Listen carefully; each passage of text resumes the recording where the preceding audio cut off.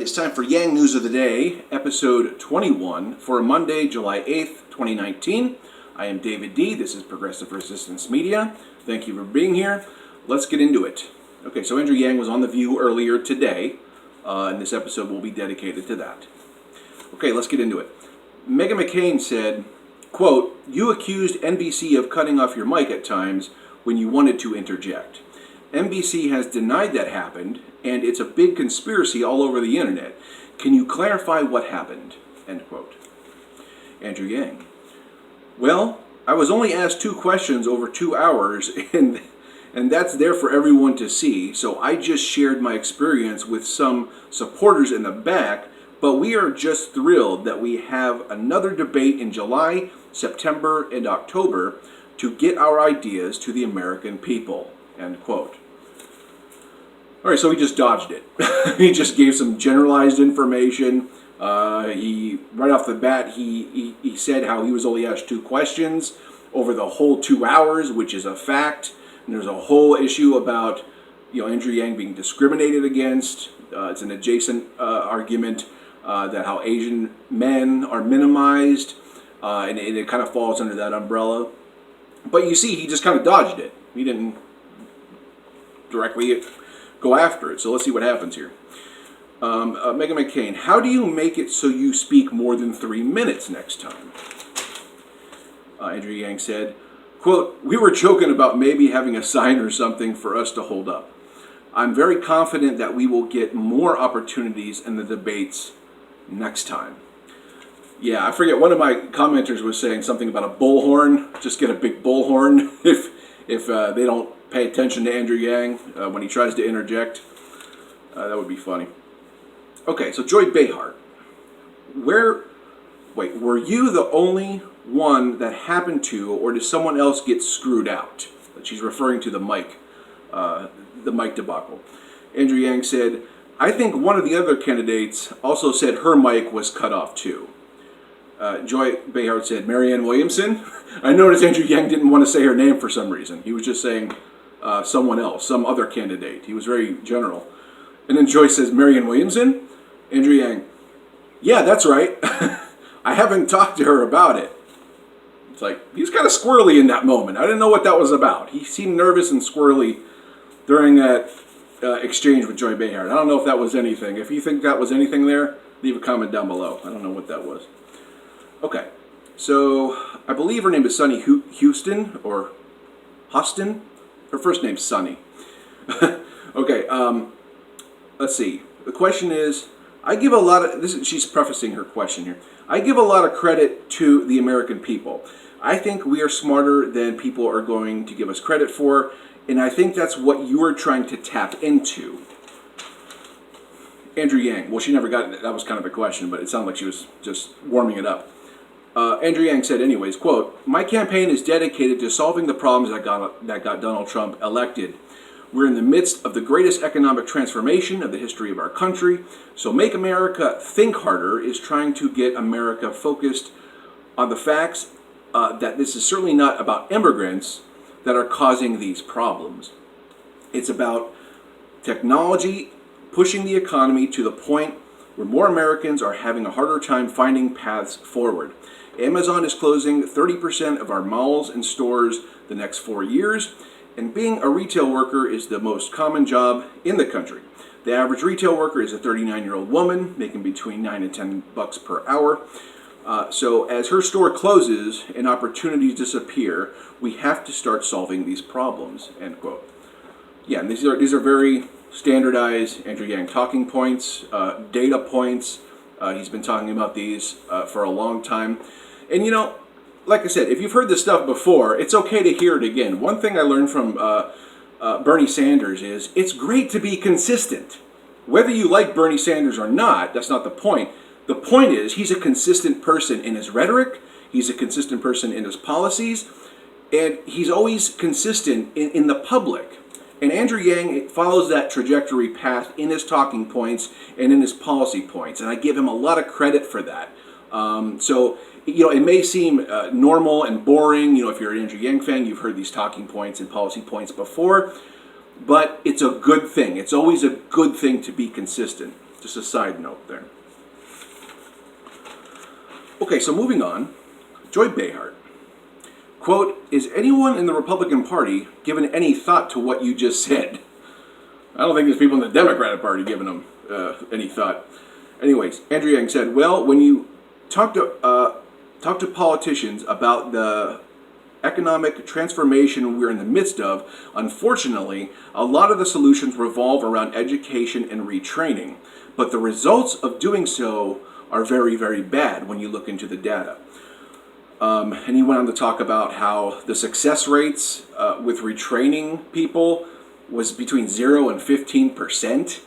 So that's the first instinct politicians have. It's like, oh, okay, you're losing your job. We're going to retrain you to do another job. But when you crunch the data within these retraining programs, the data is a poor outcome. 0 to 15% success rates. That is pathetic. So, once again, this is why the dividend makes sense, because retraining people, which sounds like the number one go-to, it just doesn't work out. Okay, so moving on to segment 2. Joy Behar, you're also proposing universal basic income, the freedom dividend. What does that mean exactly? End quote. Andrew Yang says everybody would start receiving $1,000 a month at the age of 18. End quote. Joy Behar said, this will cost $3 trillion. Where is this money coming from? Here we go. All right, Andrew Yang.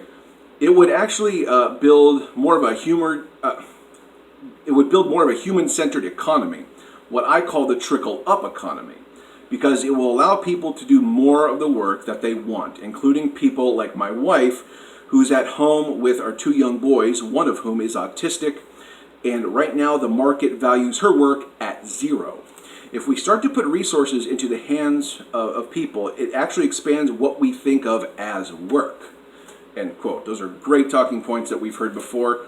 I'm glad he got them in there, pointing that he's a family man, that his wife's work is valued at 0, and it's one of the most important jobs you could do is be a parent and raise children. So I like how he got that in there. Okay, so Joy Behar goes on. Now you're talking about paying women for doing housework and being mothers. That's a good idea. And then there was a roarous applause line, so I'm glad that went over well. And Andrew Yang continued, this is a game changer for the waitress at the diner who is getting harassed by her boss. It's a game changer for the single mom who is stuck in an abusive relationship. We need to put economic resources into people's hands. End quote. Fully agree. Joy Behar, once again, how are you going to get the money? Because he forgot to answer that. It's such a sloppy format. Like there's all this crosstalk. It just reminded me of the debates last month. It was just there's too many people, there's too much activity, and too much crosstalk, and it's bothersome. And at times, this interview was just a mess. But anyway, Joy Behar. Once again, how are you going to get the money? Andrew Yang says, my plan is to get the resources from the big winners of the 21st century economy. So who are the big winners? Amazon, $1 trillion company that paid 0 in taxes. Apple, Netflix, Google. These companies are not paying a whole lot in taxes. And so what you do is you have to look around the world and see what other countries have put a mechanism in place where the American people can get a tiny slice of every Amazon sale, every Google ad, every Facebook search, every Uber mile, and that's enough to pay for a dividend of $1,000 a month. End quote. Well, that's probably about to pay most of it. It's 800 billion. I don't think it's all of it, but it's definitely a lot of it. Okay. So segment 3, the host said now, this is like a speed round, I think. Is this speed round? Maybe that's coming up. Okay. Anyway, to get to know more about your politics, yes. Okay, we're going to do a lightning round. Universal health care, yes or no? Andrew Yang said yes, and there was no elaboration. Robert Mueller is set to testify July 17th. Should Congress start impeachment proceedings? Andrew Yang said, quote, we should wait until after his testimony, but I'm thrilled that he's going to be testifying. There's a clap back from that. What would you say he has to change your mind to a definite yes? Andrew Yang said, I'm trying to put all of this on Congress because that is their job, end quote. That's a great answer, because it is all on Congress to impeach and follow the Constitution. Okay, the lightning round continues. Closing the wealth gap, especially when it comes to the African American community. Are reparations a part of that? Andrew Yang said, well, MLK championed a dividend for all Americans, so I think that's where we should start, with $1,000 per month for every American. And reparations is a whole separate issue, because the $1,000 a month doesn't address the historical legacy of slavery. So I think he's promoting his dividend again, but he said we should have a whole separate conversation, but we should start there. That's just his answer. Okay, so Joy Behar said, why should rich white people get $1,000 a month? I had this question at the beginning, months and months ago. Andrew Yang said, the great thing is that it will remind them that they are still American. And then there was this kind of nervous laughter and half applause. It's kind of awkward. But he talked about in Alaska they give everybody a dividend out of the petroleum fund of $1K to $2K per year, and it depoliticizes the process, and it destigmatizes the process, and it's not means tested. So it works there. He also talked about immigration. He said he's the son of immigrants. He got that in there. What else here? Meghan McCain got into a lot of unorthodox stances with the circumcision and whatnot. I don't even want to get into that. She also said, oh, you have a policy for free marriage counseling. And Andrew Yang said, yeah, the data shows that if you grow up in a two-parent household, certain outcomes are more likely. So it makes perfect sense to keep couples together if they want to stay together.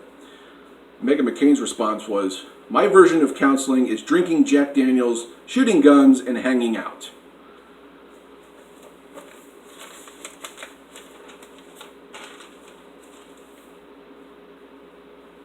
Still with us?